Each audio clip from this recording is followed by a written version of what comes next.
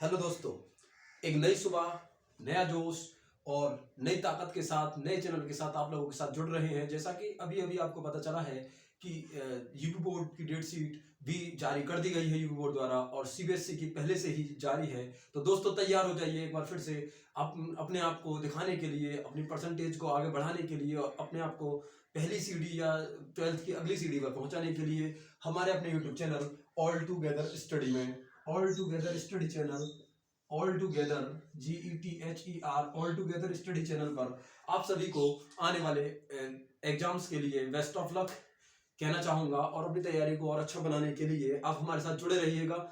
आपकी तैयारी को और बेहतर बनाने के लिए हम लोगों ने एक प्लान बनाया है। आप लोगों के साथ में हम लोग मैथ से लेकर के जो PCM वाले बच्चे हैं मैथ के साथ में आपको फिजिक्स की डेरिवेशन या न्यूमेरिकल, फिजिक्स की डेरिवेशन प्लस न्यूमेरिकल और इनको 12th क्लास के बच्चों को ये चीज़ें मिलेंगी। इसके साथ साथ अगर बात की जाए मैथ की 10th क्लास की वीडियो के साथ साथ फिजिक्स और अदर जो सब्जेक्ट हैं उनको ये बताया जाएगा कि किस तरीके से हम उनकी तैयारी को अच्छे तरीके से बना सकते हैं। तो दोस्तों, नया चैनल, नई शुरुआत। आज तक हम दोस्तों आप लोगों के साथ जो जुड़े रहते थे वो जुड़े रहते थे केवल और केवल ऑफलाइन के माध्यम से। आज एक बार पहली बार शुरुआत की है आप लोगों की वजह से हमने कि हम आपसे जुड़ पाए ऑनलाइन के माध्यम से भी। और ये वीडियोस आपको उन बच्चों तक शेयर करनी है जो बच्चे तैयारी कर रहे हैं बोर्ड एग्जाम्स की। आने वाले समय में हम लोग और बड़े एग्जाम्स के लिए भी कोशिश करेंगे कि अपने चैनल को आगे बढ़ाएं।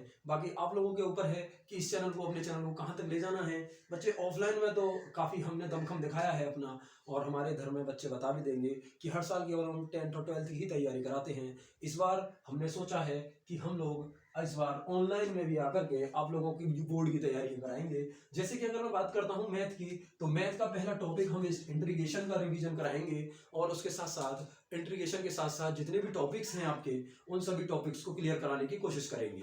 बाकी कॉन्सेप्ट पर बेटा ध्यान देना है इस समय। और इस समय हमको करना क्या है, एक प्रॉपर टाइमिंग के अकॉर्डिंग आपको तैयारी करते रहिए। और आप लोग सबसे बेस्ट रहेगा आपके लिए कि जैसे अब कुछ बच्चे कहते हैं कि सर अब इस समय हमें क्या करना चाहिए, और घबराना नहीं है। पहले तो सबसे अच्छी बात है कि आपको घबराना नहीं है, तैयारी को किस तरीके से करना है मैं जरा तो आपको 2-3 हिंट बताऊंगा। इसमें 2-3 हिंट समझिए जरा तैयारी की। इस समय जो बच्चे 12th वाले हैं उनको क्या करना चाहिए, 12th वाले बच्चों के लिए सबसे बेस्ट बताता हूँ बेटा मैं। 12th वाले बच्चों को क्या करना है बेटा, आप ना अपनी पूरी तैयारी को थ्योरी और न्यूमेरिकल में डिवाइड कर लीजिए।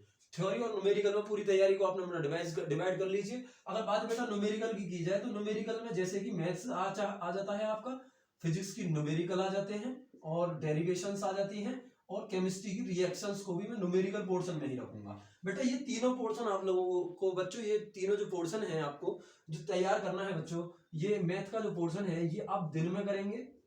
मतलब दिन का मतलब होता है बेटा जैसे कि बच्चों जैसे सनसेट हुआ हमारे पास में, सनसेट से लेकर के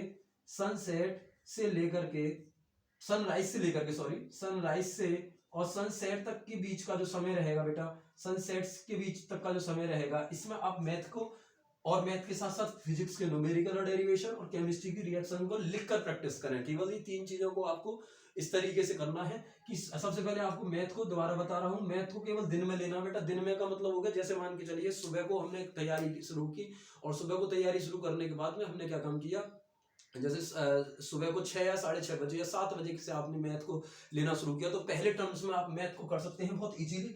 और मैथ को लगभग मान के चलिए 10 से 11 बजे तक 3 से 4-5 घंटे 30 मिनट की गैप पर अलग अलग चैप्टर, मतलब 30 मिनट में बेटा एक चैप्टर को करना है, पढ़ना है। 30 मिनट में अगर एक चैप्टर को करना है, जितने भी क्वेश्चन उसमें हो पा रहे हैं आपसे, भाई 30 मिनट में हमने मान के चलो सबसे पहला चैप्टर उठा लिया है आपका ट्रिग्नोमेट्री, तो 30 मिनट ट्रिग्नोमेट्री पढ़ने के बाद में 30 मिनट फिर आप मैट्रिक्स पढ़ेंगे, और 30 मिनट मैट्रिक्स पढ़ने के बाद में अगला चैप्टर डिटरमाइन, और डिटरमाइन के जस्ट बाद में आप डिफरेंशिएट का भी शुरुआत कर सकते हैं, यानी आप कलन की भी शुरुआत कर सकते हैं। 30 मिनट का गैप बनाइए, इससे आप बहुत लंबे समय तक पढ़ पाएंगे और आपकी जो स्टडी, आप अपनी स्टडी को बेहतर बना पाएंगे और लंबे समय तक आप मैथमेटिक्स को पढ़ पाएंगे। अगर बात करते हैं बेटा फिजिक्स के न्यूमेरिकल और डेरिवेशन की, तो दोपहर में आप 1 घंटे का गैप ले लें, और 1 घंटे के गैप के बाद में फिजिक्स की चैप्टर वाइज आप न्यूमेरिकल और डेरिवेशन एक दिन में कोशिश करें कि 2 दिन में एक चैप्टर को या 1 दिन में एक चैप्टर के न्यूमेरिकल और डेरिवेशन को आप कंप्लीट कर पा रहे हो और अच्छे तरीके से। और ऐसे ही आप केमिस्ट्री को दोपहर के बाद में जैसे ही आप फ्री होते हैं, लगभग 11 बजे तक का गैप ले लिया आपने, 11 से अगर 1 तक के बीच में अगर आप पढ़ रहे हैं तो 1 बजे के बाद में आप तुरंत बिल्कुल जो आपका रिदम बना हुआ है उसी रिदम में 2 बजे से लेकर 3 या 4 बजे तक आप केमिस्ट्री की चैप्टर वाइज ओनली रिएक्शंस को और जो मोस्ट इंपोर्टेंट आपकी जो मोस्ट इंपोर्टेंट रिएक्शंस हैं उनको आप ले सकते हैं। इसके साथ ही बच्चों आप क्या कर सकते हैं, केमिस्ट्री का हो गया, फिजिक्स का हो गया और मैथ का हो गया, इस तरीके से इन 3 चीजों को ले सकते हैं। 10th वाले बच्चों के लिए मैं बहुत स्पेशली कहना चाहूंगा बेटा, आपके पास में 12 से 13 चैप्टर हैं, 12 से 13 चैप्टर हैं ओनली, और 12 से 13 चैप्टर में सबसे पहले आप चैप्टरों को 2 पार्टों में डिवाइड कर लो, चाहे वो यूपी बोर्ड वाले हैं या वो सीबीएसई बोर्ड वाले हैं, दोनों 2 पार्टों में डिवाइड कर लेते हैं। एक तरफ कर लेते हैं लॉन्ग जो ज्यादा मार्क्स के आते हैं, और एक तरफ कर लेते हैं स्मॉल जो जिनमें से थोड़े थोड़े कम मार्क्स के क्वेश्चन उठते हैं। जैसे कि पीछे से स्टार्टिंग कीजिए बेटा, स्टैटिक्स के क्वेश्चन, स्टैटिक्स सांख्यिकी या स्टैटिक्स के जो क्वेश्चंस हैं उनको आप बहुत इजीली कर सकते हैं, और बड़ा इजी सा क्वेश्चन पेपर बनता है और बहुत आसानी से उसको कर सकते हैं। दूसरा अगर बात करते हैं चैप्टर की, तो surface area and volume, surface area and volume दूसरा चैप्टर है जहां से एक क्वेश्चन बनता ही बनता है। जैसे कि आपकी जो लास्ट एक्सरसाइज है एनसीईआरटी में, चैप्टर नंबर मेरे हिसाब से 13 है सरफेस एरिया वॉल्यूम, और 13वें चैप्टर की 13.3 एक्सरसाइज है, यानी कि 13.3 जो एक्सरसाइज है बेटा, उससे एक क्वेश्चन 100% बनता ही बनता है। आप उस क्वेश्चन, उस एक्सरसाइज को और उसके साथ साथ अन्य एक्सरसाइजों को भी रिवीजन कर सकते हैं। बाकी मैं आप लोगों के साथ जुड़ा रहूंगा, और एक वीडियो 12th क्लास की और एक वीडियो 10th क्लास की मैं आपको रेगुलर देता रहूंगा। इसके साथ साथ स्टैटिक्स के साथ बाद आप कर सकते हैं area related circle chapter number 12 को, और चैप्टर नंबर 12 के बाद में बेटा आप कर सकते हैं जो चैप्टर है हमारा सबसे बेहतरीन चैप्टर है कोऑर्डिनेट ज्योमेट्री, निर्देशांक ज्योमेट्री को कर सकते हैं। और निर्देशांक ज्योमेट्री के बाद में जो चैप्टर आपका बचता है अर्थमेटिक प्रोग्रेशन, यानी कि समांतर श्रेणी, और समांतर श्रेणी के बाद में द्विघात समीकरण जो चैप्टर है, जिन सीबीएसई के में कटा है या उसके में कटा है, कहीं ना कहीं किसी ना किसी में सारे ही चैप्टर लगभग आ रहे हैं, एक एक 2-2 चैप्टर कटे हैं, तो उनमें से बेटा कॉन्सेप्ट कटे हैं, सारी चीजें नहीं कटी हैं। जो जो कटी हुई चीजें हैं मैं एक वीडियो बना दूंगा, आपको क्या पढ़ना है, किस तरीके से पढ़ना। तो मैथ का तो ये हो गया बच्चों। साइंस की आप टेंशन ना लें, साइंस के लिए मैं वीडियो एक या 2 वीडियो 10th क्लास की साइंस के लिए केवल 2 वीडियो लेकर के आऊंगा।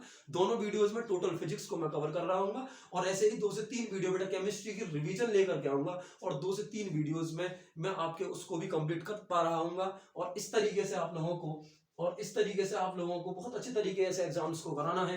बात कर लेते हैं एसएसटी की तरफ चलते हैं। सीबीएसई में बेटा एसएसटी जिनके पास इंग्लिश में है उनको थोड़ी सी प्रॉब्लम आती है, लेकिन डरने की जरूरत नहीं है, मैं कुछ ना कुछ उनके लिए सोचूंगा जरूर। लेकिन जिनके पास हिंदी मीडियम की है उनको मैं टॉपिक वाइज डेली कुछ ना कुछ कराता रहूंगा। इसके साथ आपको और क्या करना चाहिए, बाकी सबसे बेस्ट है बेटा, ठंड ज्यादा है, कपड़े पहन कर रहिए, और अपने आप को मेंटेन रखिए। सुबह शाम सोते समय और सुबह को जल्दी जगते समय गर्म पानी का यूज कीजिए, और उसके साथ हमारे साथ लगे रहना। आपकी बात ऑफलाइन भी मेरी क्लासेस चल रही हैं अपने ही क्षेत्र में, इधर में डिस्ट्रिक्ट बुलंदशहर से, और ऑफलाइन तो क्लासेस चली रही हैं। आज से ऑनलाइन क्लास का भी शुरुआत कर दी है। काफी दिनों से सोच रहा था कब से शुरुआत की जाए, पर आज वो दिन आ ही गया है। मंगलवार दिन है और दिन भी बहुत अच्छा है, बजरंगबली का दिन है, और आप आज से मेरे साथ तैयारी करते रहें। और अपने आप को ये ना समझे बेटा, जो वीक स्टूडेंट है, जिनके पास अभी मैथ नहीं हुआ है या जिनके टॉपिक बचे हो, वो ये बिल्कुल भी डिमोटिवेट ना हो कि आप नहीं कर सकते। बेटा बहुत बेस्ट कर सकते हो,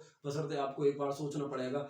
आदमी कभी भी नहीं हारता अगर वो खुद से नहीं हार जाए। कहा जाता है कि आदमी को खुद से नहीं हारना चाहिए, केवल और केवल अपनी आत्मबल को बनाए रखें और कर सकें आई कैन डू इट, यानी कि मैं भी कर सकता हूं। और आपको तो पता ही है बेटा, कुछ भी इम्पॉसिबल नहीं है। अभी भी हमारे पास बहुत समय है। कोशिश करूंगा बेटा पूरे 12th के मैथ को, पूरा जितना भी 12th का मैथ है, चैप्टर वाइज जितने भी कॉन्सेप्ट हैं, एक एक कॉन्सेप्ट को आपको 0 लेवल से समझाने की कोशिश करूंगा। उसके बाद जितनी भी डेरिवेशंस हैं, डेरिवेशन को कहां से कहां तक के लिए ले जाना पड़ता है, एक एग्जांपल बता दूं मैं किस तरीके से आपको समझाने वाला हूं। जैसे मान के चलिए बेटा, हमको क्या नाम है, पोटेंशियल डिफरेंस की लेकर आना है। हमें v का formula 1/4πε0 into q upon r को लेकर आना है। तो इसके लिए हमें फोर्स की जरूरत पड़ती है, मतलब कि फोर्स की, इसके लिए हमें वर्ग की जरूरत पड़ती है। वर्ग is equal to F into v r. और इससे पहले हम किस चीज से लेकर के, यानी कि इससे पहले हम फोर्स को लेकर के चलेंगे 1/4πε0 into q naught upon R square.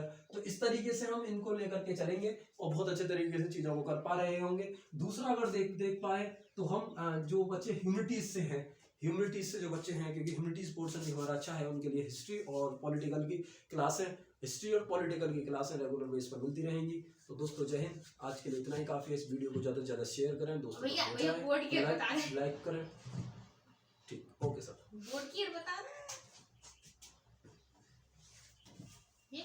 होगा वीडियो।